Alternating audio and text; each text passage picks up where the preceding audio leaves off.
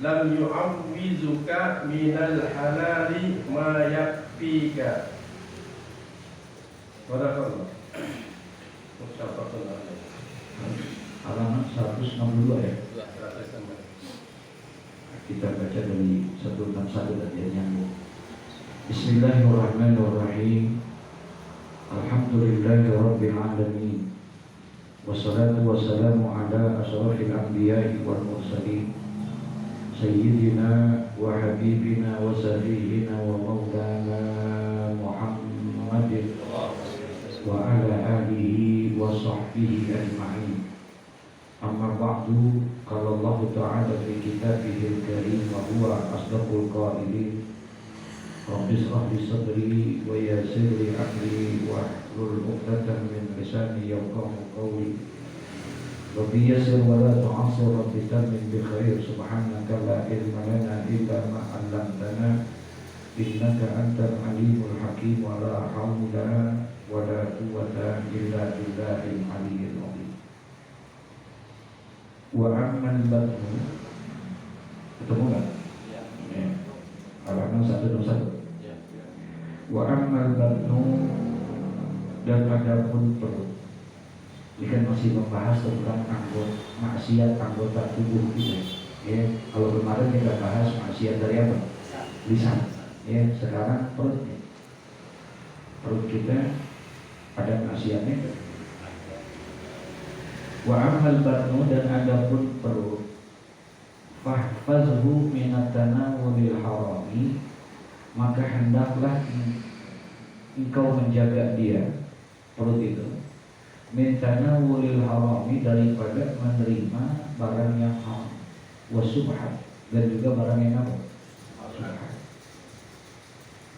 Kalau yang haram jelas, kata Nabi, innal harama bayyinun wa innal halala bayyin. Sesungguhnya perkara yang haram itu jelas, udah ada tuh dalil-dalilnya, keterangannya, ini haram, ini udah ada belum? Yang halal juga. Yang belum jelas tuh yang mana?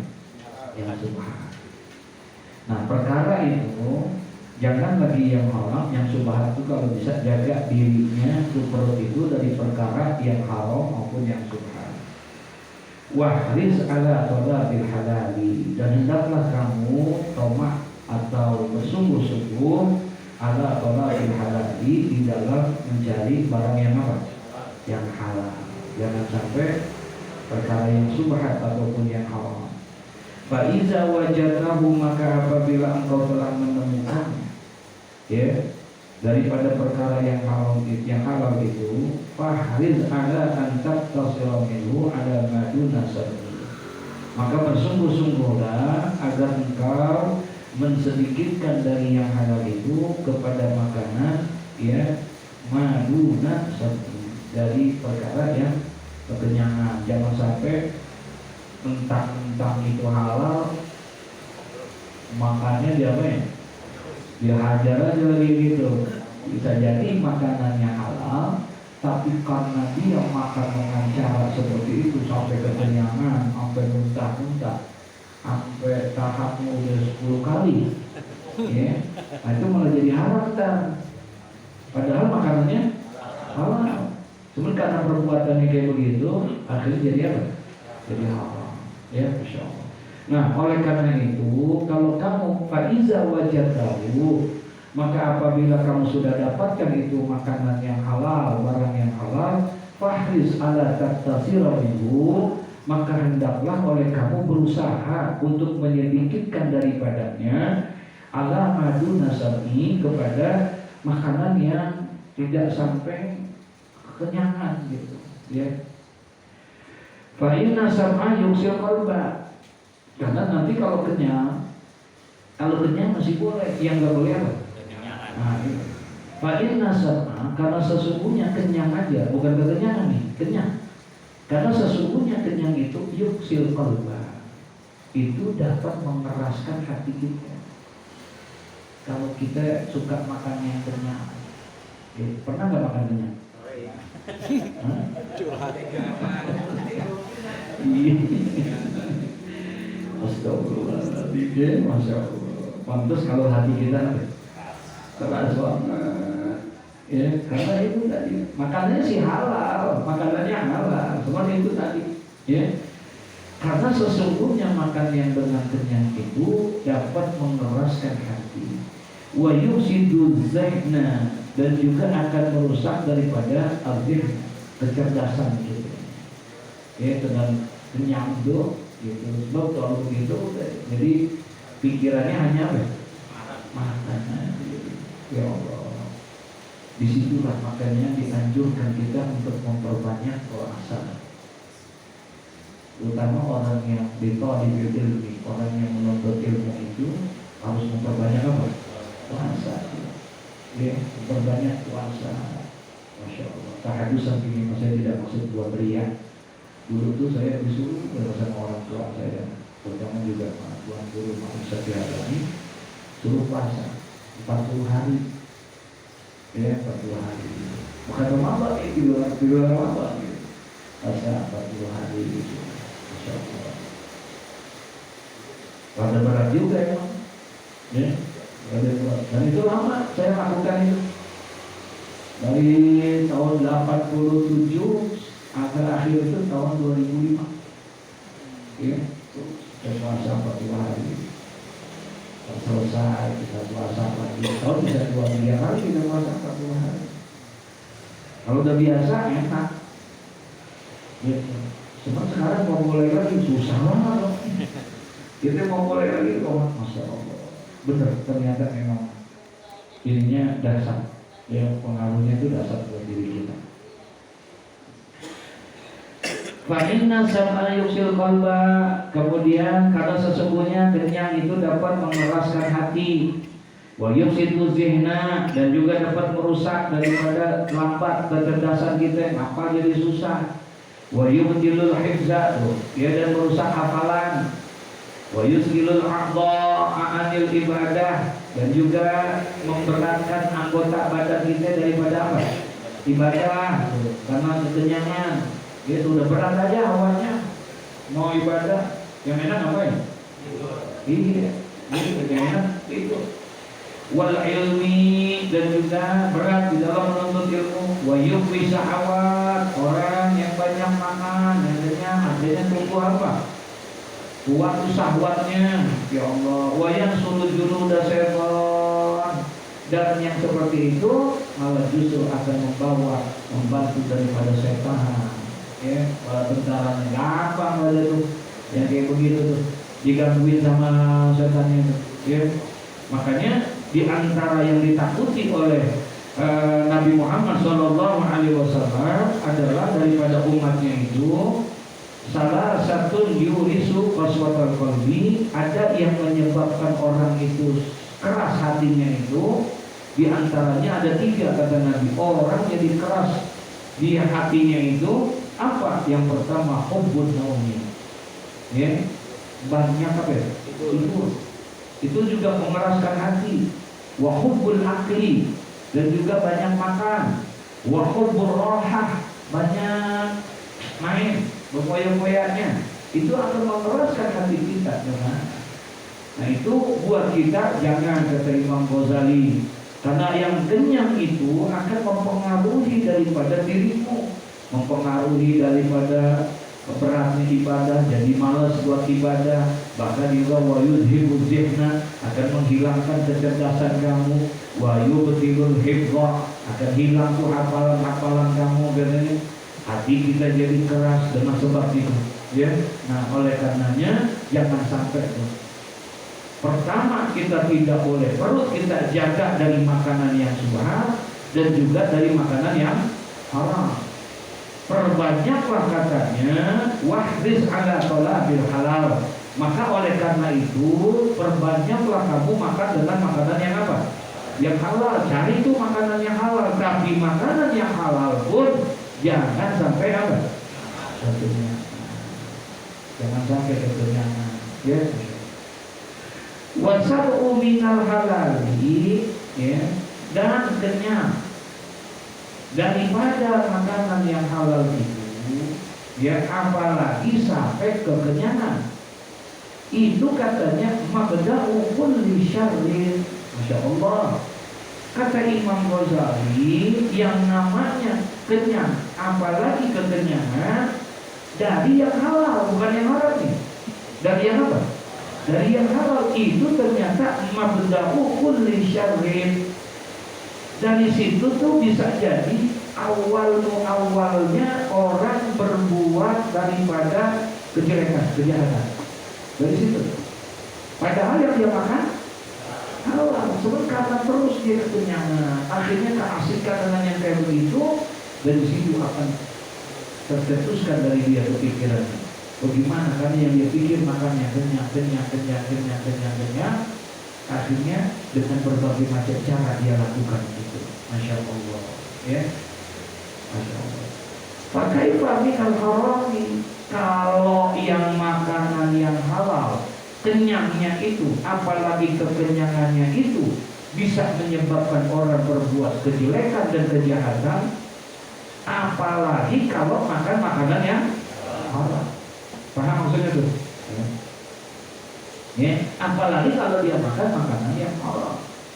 Kalau makanan yang halal aja, padahal makanannya halal, tapi karena dia makannya selalu kenyang, dan apalagi sampai ke tingkat kekenyangan dia makan itu awal tuh orang akan melakukan perbuatan yang dilarang, perbuatan yang jelek, minasyari min kulli syarr, mabda'u kulli syarr.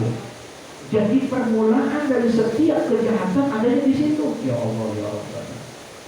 Bagaimana kalau makanan yang halal kata Imam Ghazali? Fakaifa minal harami? Kalau yang halal aja begitu, bagaimana makanan yang halal? Makanya kata Nabi, man akalal harama mata qalbuhu wa khaffa dinuhu wa qillatul ibadatuhu. Orang yang suka makan makanan yang haram, mata qalbuhu, akan matilah hatinya dia. Bukan keras nih hatinya, tapi apa? Mati hatinya. Kalau keras masih ada kemungkinan bisa jadi lembek gara-gara hujan, betul ya? Itu tanah dia kata keras, tapi kalau kejatuhan hujan jadi lembek juga. Tapi kalau hati yang mati susah.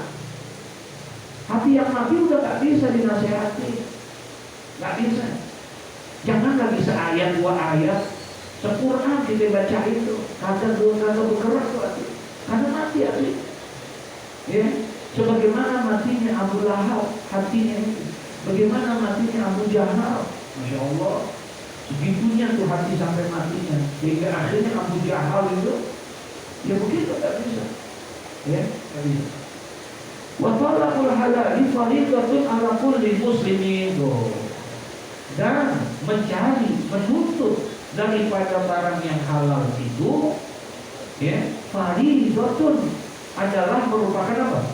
Kefarduan, kewajiban buat siapa? Ala kulli muslim. Yang disuruh sama agama cari yang apa? Yang halal. Wajib hukum.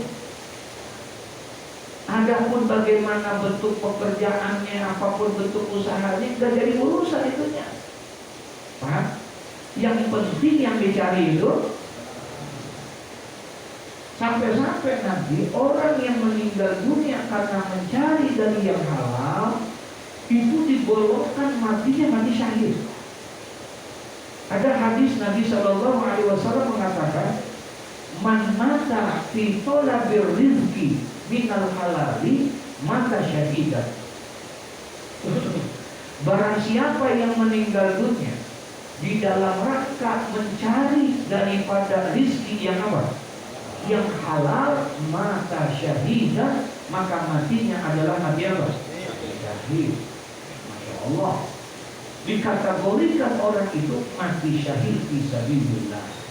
Tapi syahidnya syahidul dunia, syahidul akhirat. Syahid kan ada dua, ada syahidul dunia, ada syahidul akhirat. Kalau syahidul dunia, dia kalau mati nggak perlu pakai dimandiin, nggak perlu pakai dikafanin, nggak perlu pakai disembayangin, udah dijamin dia. Kalau syahidnya syahid Mana syahid dunia? Orang yang mati di dalam peperangan membela Islam. Makanya dia nggak perlu pakai dimandiin ya dia. Biarkan dia meninggal dunia dalam kondisi seperti itu. Darahnya masih berlumuran darah, bajunya jangan dikafanin, dan nggak perlu pakai dimandiin, nggak perlu pakai disembahyangin, langsung dikuburin. Kalau dia udah mendapatkan satu makom yang mulia dengan kesahidannya. Makanya orang-orang sahabat-sahabat Nabi yang meninggal di perang Uhud nggak pakai dimandiin, dia langsung dikuburin.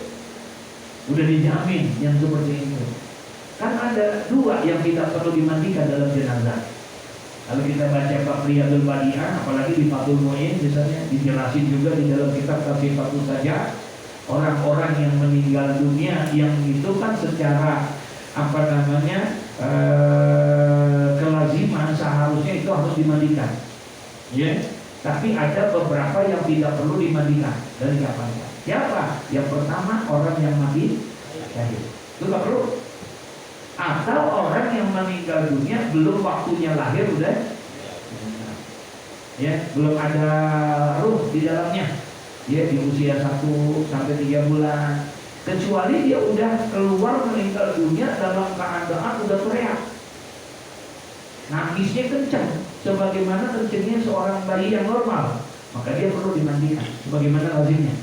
Ya, tapi kalau yang belum enggak, ya, itu dikatakan. Nah, ini matinya mati syahid orang yang meninggal dunia ketika dia mencari rizki yang halal, gitu. Kemudian dia meninggal dunia, maka dia mati syahid. Tapi syahidnya syahidul akhirat. Jadi mendapatkan balasannya nanti di mana? Di akhirat. Diperlakukannya sama dengan orang yang mati biasa.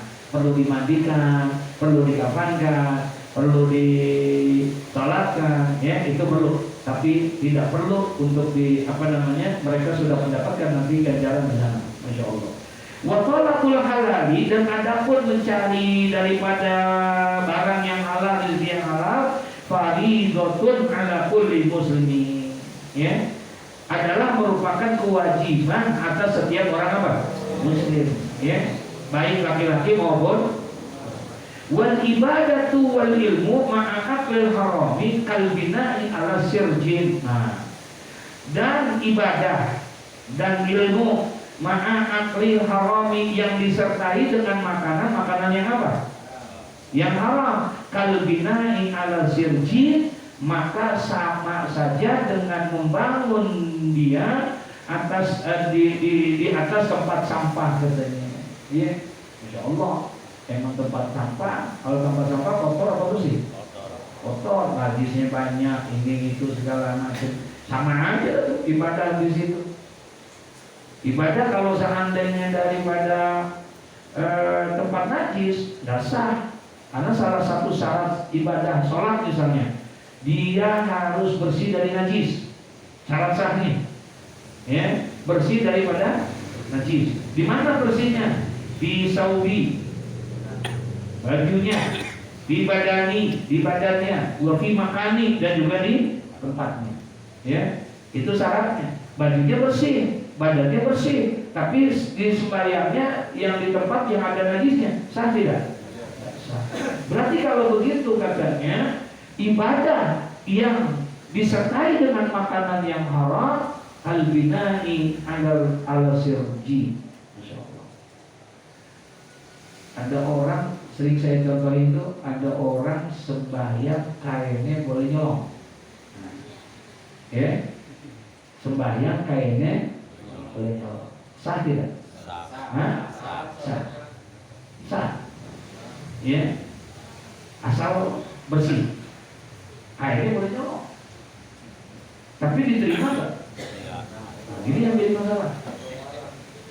Ya, sebab ada hadis, nanti ada di dalam kitab Bidayah. Kata Nabi sallallahu alaihi wasallam, "Man istara sauban bi asarati darahima, ya, wa dirhamun minal haram." Man istara sauban, barang siapa yang membeli baju bi asarati darahima, itu baju dia beli buat sholat, harganya 10 dirham. Paham nih? Beli baju buat sholat harganya 10 dirham. Wa minha dirhamun minal harami. Sementara dari uang yang 10 dirham itu, dirhamun ada 1 dirham minal harami. 1 dirhamnya uangnya haram. 10 dirham, 1 dirhamnya haram. 9 dirham halal. Paham? Ya? Beli baju tuh. Ternyata 1 dirhamnya uangnya, maka tidak diterima sholatnya. Gara-gara yang 1 dirham. Haji, umroh sama. Dijelasin tuh dalam satu hadis, Mukhtarul Ahadits An-Nabawiyah, orang yang keluar menunaikan ibadah haji tapi dia berangkatnya daripada harta yang haram, maka ketika dia sampai di sana, dia mengucapkan labbaik Allahumma labbaik, Allah langsung jawab, kata Allah, la labbaik wa la sa'daik, ditolak sama Allah. Karena biayanya haram. Sah nggak hajinya? Sah. Hajinya gugur nggak kewajibannya? Gugur. Tapi tidak diterima. Rugi. Ya. Kita di sana nilainya 0, nauzubillah, summa nauzubillah. Nah, jadi jangan dorong. Ya. Wal ibadatu wal ilmu. Orang yang ibadah tapi disertai dengan makanan yang haram, maka tidak diterima. Wal ilmu, begitu juga menuntut ilmu. Di dalam kitab yang kita baca satu lagi apa namanya? Nasoiyun Libat. Ya, udah diceritain, udah lewat begitu. Ada seorang pengen belajar menuntut ilmu. Ketika dia mau menuntut ilmu, pengen pergi ke pesantren. Emaknya bilang, kalau ente mau ke sono, udah ya udah belajar dah. Tuntutlah ilmu sebanyak-banyaknya, tapi saya pesan kamu datengin itu seorang nabi di Bani Israel, si Fulan, datang ke sono minta nasihat. Datanglah dia. Ya, ketika dia datang kepada nabi yang di Bani Israel itu, ya, kemudian dia sampaikan maksud dan tujuannya. Apa kata sang nabi itu?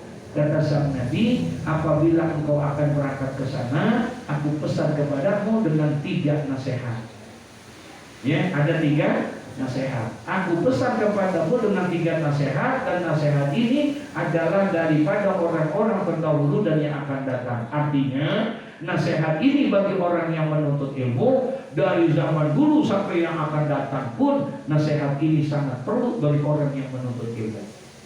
Apa? Yang pertama, buat orang yang menuntut ilmu itu, tanamkan di dalam dirinya itu khofillah fi sirri wa adaniyah. Tanamkan di dalam diri orang yang menuntut ilmu itu apa? Rasa takutnya kepada Allah, baik dalam keadaan sembunyi ataupun dalam keadaan ramai. Di mana saja kamu berada, mau ada orang ataupun tidak ada orang, selama engkau menuntut ilmu, tanamkan di dalam dirimu rasa apa? Takut kepada Allah. Itu yang pertama.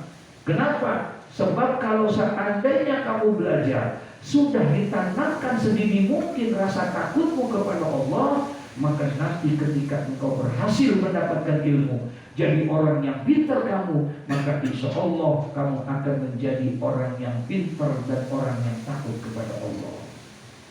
Sekarang ini banyak orang pintar tapi nggak ada, nggak benar. Ada nggak?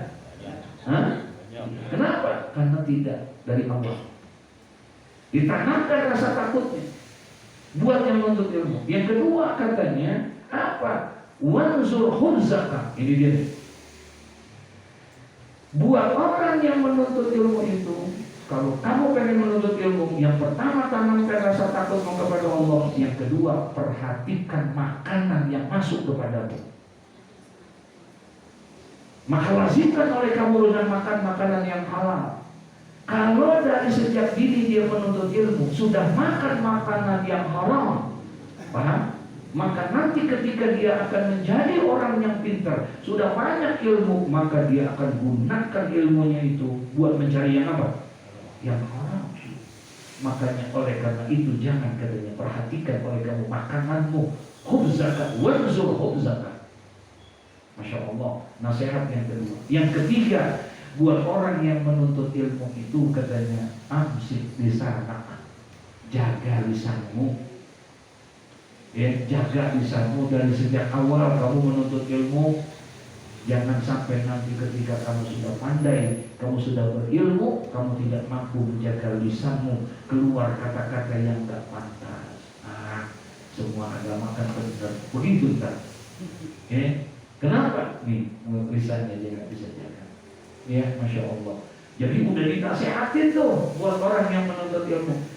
Wal ibadatu wal ilmu ma'al haram. Barang siapa yang beribadah, barang siapa yang menuntut ilmu, tapi mereka ibadahnya, menuntut ilmunya disertai dengan makanan yang haram, kalbina'i ala sirji, sama saja dia sedang membangun satu bangunan tapi di atas tempat sampah, banyak najisnya, dan ibadahnya tidak akan diterima oleh Allah. Ilmunya tidak akan menjadi ilmu yang manfaat buat dirinya. Ya, Masya Allah.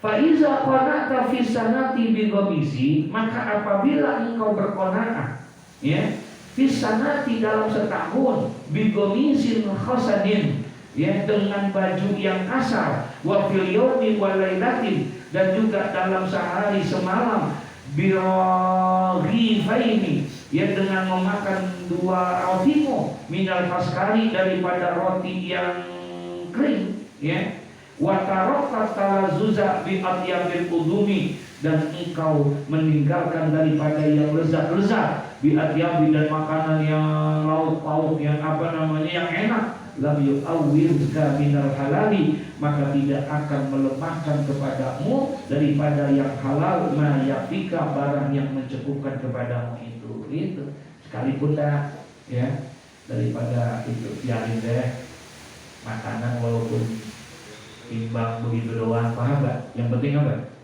Halal, ya, apalagi buat ini makanan yang halal, ya, gak apa-apa, syukurin deh, biar gak dengan piring doang sama sop masake gitu, ibu hebat ya, syukurin deh, biar ada segitu doang juga. Jadi pantas Pak, di pesantren itu tenaga dulu kita, ya Allah, jadi terlalu banyak pembelajaran itu hidup di dalam dunia pesantren. Makan yang enak tuh bisa sebulan sekali gitu, makan gitu. Ya, makan ayam, makan apa itu, ya, boleh sebulan sekali. Makanya kalau sampai pulang udah deh katanya dah, iya udah. Apa aja begitu, Masya Allah, di sana susah. Pagi bakwan, siang bakwan, malam makanya gitu aja. Astagfirullahaladzim. Tapi nikmat baru terasa sekarang. Iya, apa yang diajarkan ya, mudah di situ kita bisa. Ya, Masya Allah.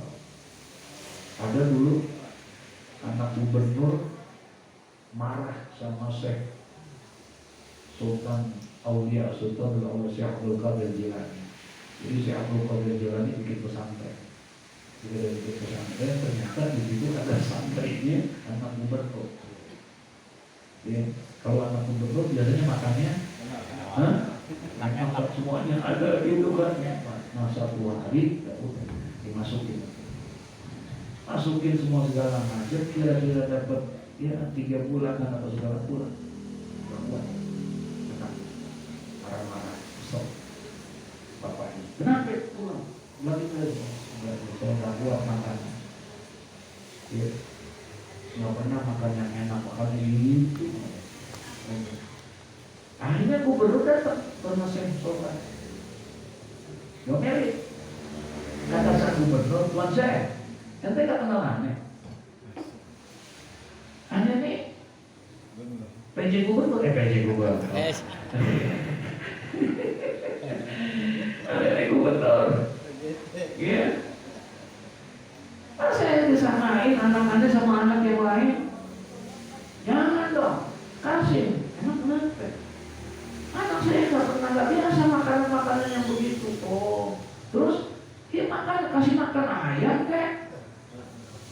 boro-boro ayam, telur aja enggak apa marah dia. Oh jadi itu pengen makan ayam, ya boleh apa besok apa besok. Ya udah kalau besok bisa besok segala macam boleh. Tunggu sebentar, dipanggil nih apa namanya pelayannya. Ente ambilin ayam, jabok yang di kandang, ya, pisau kok. Nah, diambil nih, bawa ke Syekh Abdul Qadir Jilani. Dan kemudian dipotong sama Syekh Abdul Qadir Jilani. Bismillah. Potong. Saya dipotong, kemudian udah dirapihin, tapi potong nanti dicacat. Potong-potong tuh, semua enggak ya? Depan gubernur, ya, potong.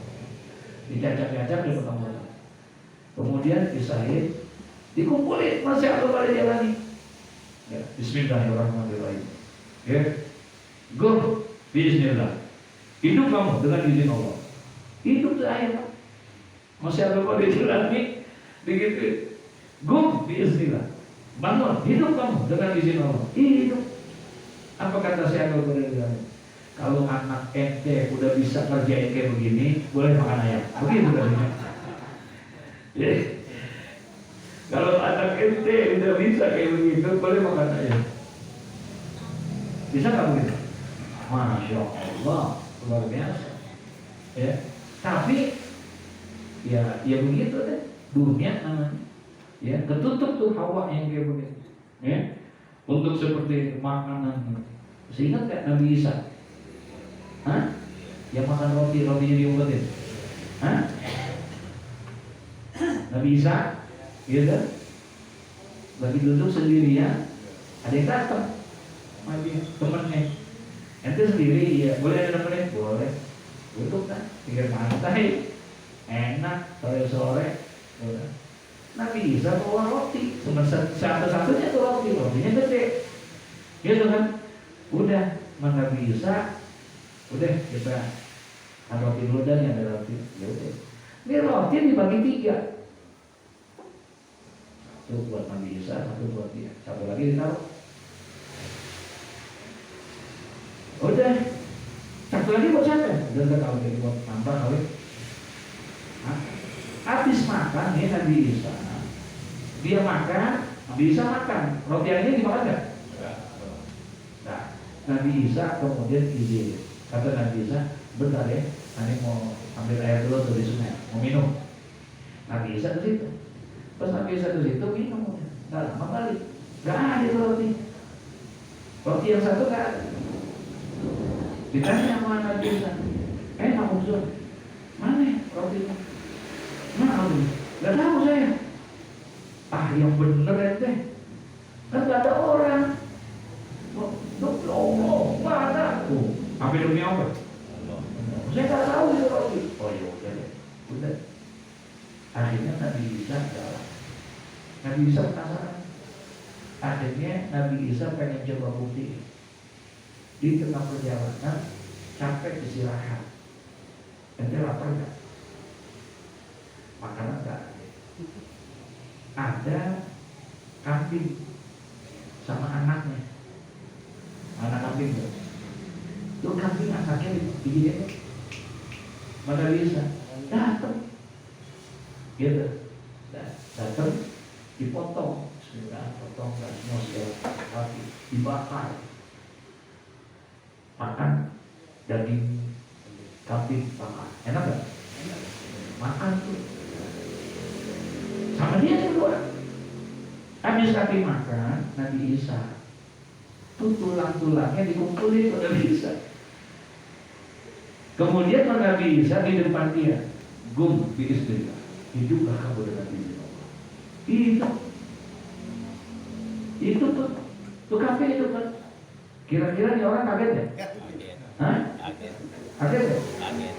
Gile. Nabi Isa, ilmu hebat amat. Yang mati bisa diapain? Bisa dihidupin, luar biasa ente. Luar biasa nih ilmu, gak ada yang punya kecuali ente. Kata Nabi Isa, bukan, ini ilmu datangnya dari Allah. Allah berikan kepada saya. Saya bisa menghidupkan yang mati. Ente udah tahu tuh kelebihan yang Allah berikan sama anda. Bisa menghidupkan. Aneh mau tanya nanti, tadi roti di mana? Seharusnya kalau dia tahu itu ilmu kayak begitu, takutnya?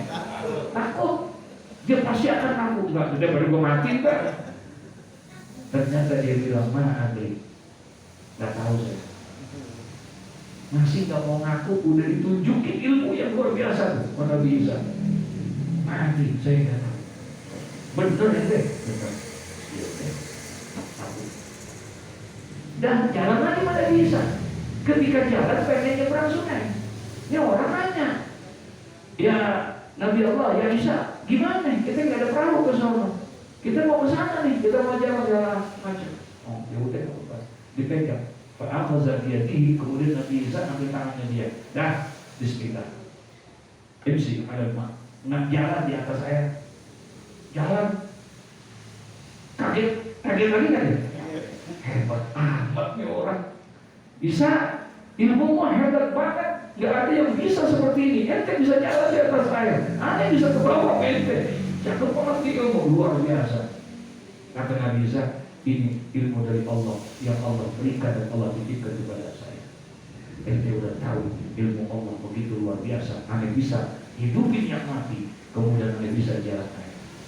Ane mau tanya mereka, roti siapa yang makan? Lagi-lagi dia bilang, Adri, saya nggak tahu. Demi Allah, saya nggak tahu. Masya Allah, sampai segitunya tuh. Padahal udah ditunjukin kelebihan yang luar biasa. Dia lagi kepala nih. Nah, jalan lagi. Ketika jalan istirahat, duduk. Apa yang dilakukan? Tas yang tadinya isinya roti itu, kalau nggak habis tuh, tasnya dimasukin pasir. Daripada pasir dimasukin ke pasir depan dia. Buat apa? Kata dia nanya, masukin aja. Apa kata Nabi Isa? Kun zahaban biiznillah. Jadilah engkau emas karena Allah, dengan izin Allah. Itu pasir ditumpahin emas, jadi emas semua. Kamu Nabi Isa. Nah, kemudian karena tumpukan emas banyak, sama Nabi Isa dibagi 3. 1, 2, 3. Nah, ini buat saya, ini buat ente. Ini buat yang ambil roti. Apa? Ini buat yang ambil. Apa dia bilang? Tadi roti saya yang makan.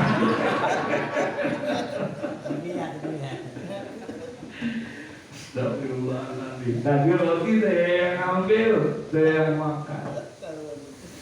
Ini paham kan maksudnya ceritanya? Hah? Astagfirullahaladzim.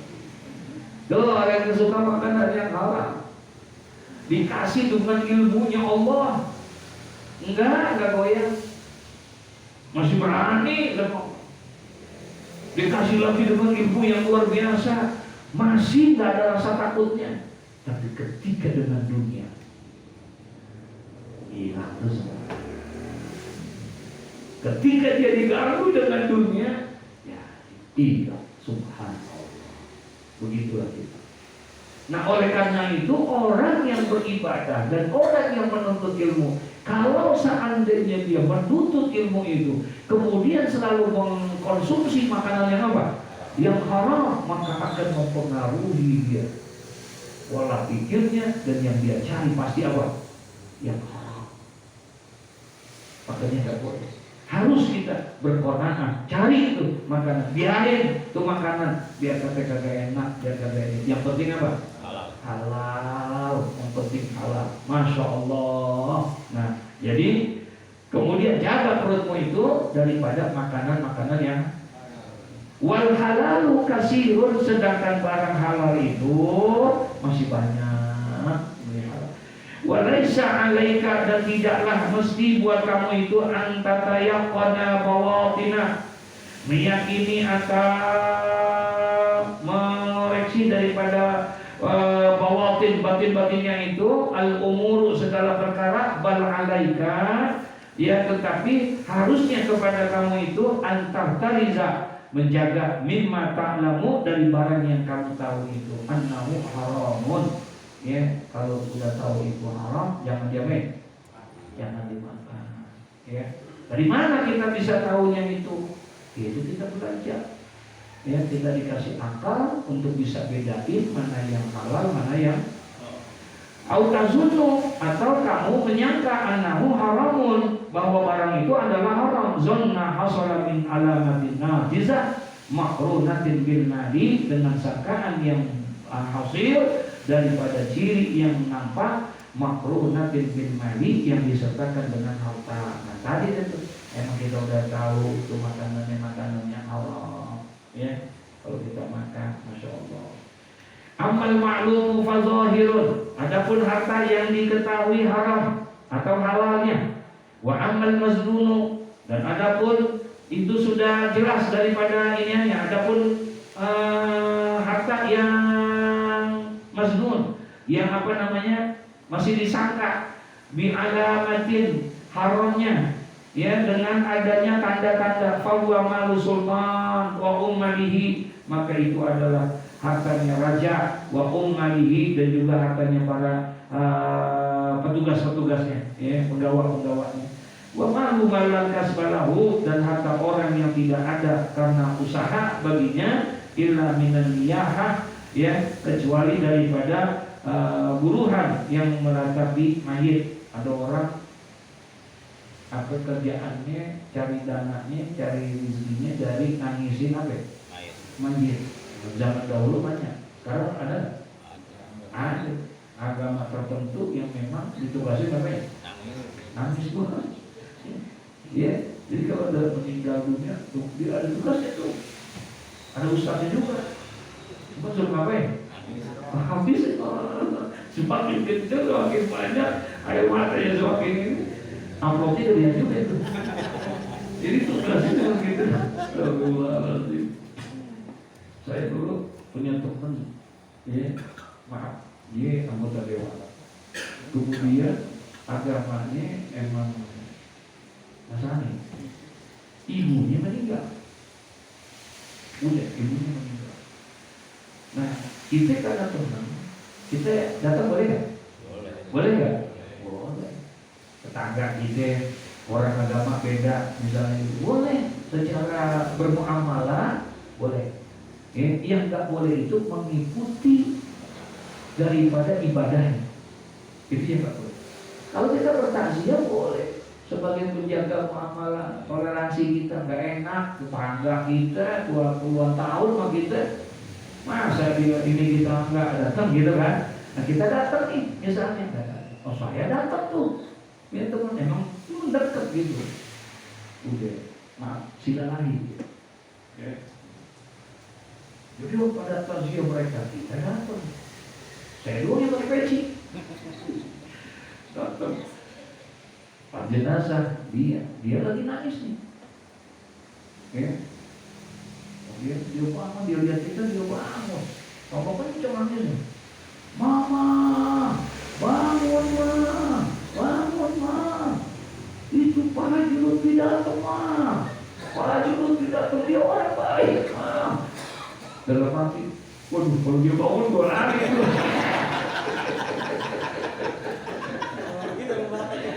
Iya, dia bangun gue lari itu. Tapi dia teriak bangun ma, nangis pada itu semua. Astagfirullahaladzim. Nah, di dia nih ada ternyata orang-orang yang memang cari ini kayak model begitu. Paham tuh ya? Masya Allah. Dia cari dengan cara illa minan niyaha dengan rentahan aubail khamri, atau dia menjual daripada barang-barang yang hamar, ya, barang-barang minuman, awil riba, atau makan daripada jual daripada renten misalnya, awil mazamir, atau dari karena bermain dengan suruling itu lagu-lagu yang diharamkan, boleh tadi daripada yang lainnya. Min alatil lahwi al muharram, daripada alat-alat yang memang yang dilarang oleh agama. Fa inna man alimta Ya karena sesungguhnya orang yang engkau mengetahuinya itu anak akal malihi, ya bahwasanya kebanyakan harta orang itu haramun, adalah harta yang haram qat'an, dengan pasti. Ya, kalau dengan kayak begitu udah deh. Emang kita lihat berarti emang kerjaannya begitu, ya, dengan makanan, jual minuman keras, dagangnya, kemudian dia dapat usaha tadi itu dengan menangis-nangis, ya, kemudian dia renten atau dia menjadi penyanyi yang memang dilarang dengan cara yang haram misalnya. Fa inna man alita anna aksara mali haramun qat'an. Fa maka khusuhum min yadihi, maka harta yang engkau ambil dari tangan orang itu, wa in amkana ayyakuna halalan, ya, meskipun mungkin ada hartanya itu juga harta yang apa? Yang halal, nadiran, ya, tetapi sedikit, bahwa haramun gitu. Ya, kalau bisa sih usahakan jangan kita ambil juga emang kita tahu sehari-harinya emang bergelut dalam yang haram. Paham maksudnya nih ya? Gitu. Kalau kita nggak tahu sih nggak apa-apa. Li'annahul ghalibu ala zanni, ya, karena bahwasanya harta itu memang pada kelihatannya secara umumnya adalah dari sumbernya dari apa? Yang haram, ya. Wa minal harami al-mahdi sidri, ya, ila akhiri. Allah bisawab. Ya Allah, pentok mulu kita sama Imam Ghazali, ya, diajar ini ya kayak begini-gini, masya Allah. Tapi mudah-mudahan bisa menjadi ilmu yang manfaat. Al-Fatihah. A'udzu billahi minasyaitonir rajim. Bismillahirrahmanirrahim. Alhamdulillahi rabbil alamin, arrahmanir rahim, maliki yaumiddin. Iyyaka na'budu wa iyyaka nasta'in, ihdinas siratal mustaqim. Siratal ladzina an'amta 'alaihim, ghairil maghdubi 'alaihim waladdallin.